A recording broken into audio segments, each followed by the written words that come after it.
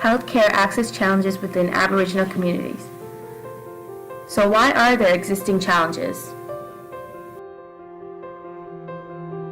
Well, let's look at the history, beginning with colonization of Indigenous people in Canada, in which the European settlers infringed their Aboriginals' rights to land, and forced the children into residential schools with the purpose of assimilating Aboriginals to the European culture, altogether leading to the cause of disparities in their health care.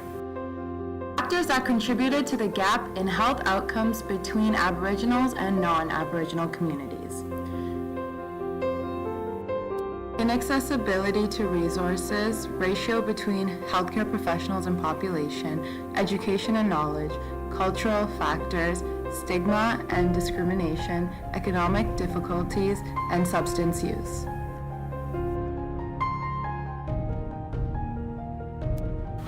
Nearly 50% of the Canadian Aboriginal population are located in remote or rural areas with life expectancies decreased by 5 to 7 years compared to non-Aboriginals.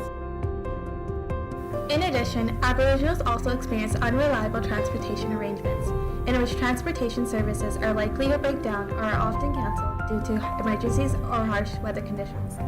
Furthermore, there are long wait times to find reliable transportation to commute to local clinics. These individuals are highly mobile and therefore have a difficult time locating appropriate services. Lack of jobs and economic difficulties all contribute to the delay in seeking healthcare as they cannot afford medications that are not covered. In reserves, there is a minimal ratio between healthcare providers and population with limited physicians. Nurses employed are required to provide care beyond their legislative scope of practice and take upon roles that would typically be completed by physicians, like prescribing medications. Also, nurses who are employed in reserves only work for a short period before seeking career in an urban area. There is a lack in health teaching through schools. 6 out of 10 Canadians lack appropriate knowledge to seek health care, and they are 2 times more likely to be at risk for poorer health. Old practices such as herbal remedies, purifying rituals, and spiritual healing. 1/4 report a mother tongue that is not English or French. Some do not trust Western medicine practitioners and not comfortable with using mainstream testing services. Inuit youth population are 6 to 11 times more likely, whereas First Nations are 2 times more likely to commit suicide compared to the national average. First Nations population are 2 times the national average. Alcohol and substances are the most used. A First Nations survey found the large majority of the population voiced that alcohol and drug abuse poses a challenge to their community. Access should involve culturally appropriate services. They access their promotional material from India Northern Affairs Canada. Locating toll-free or local telephone numbers to encourage seeking additional information and help. Using a meaningful interaction in both person and professional manner through extending invitation to form focus group for discussion. And Western mental health professional can learn from humanistic approach developed in some.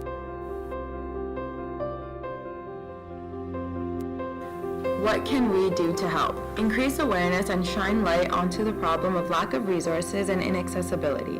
Bring awareness to the federal government for the ratio between healthcare professionals and population. Promotion of importance of health and needs of population. Provide teaching to healthcare professionals about cultural values. Advocate, educate, and promote against discrimination and stigma present. Bring awareness of funding needs to federal government. Educate on substance use and treatments.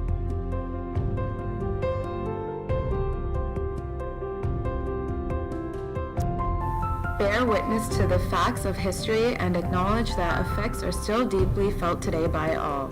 Encourage and actively support the training of young Aboriginal health professionals. Let's help raise awareness, Stop the stigma And close the gap.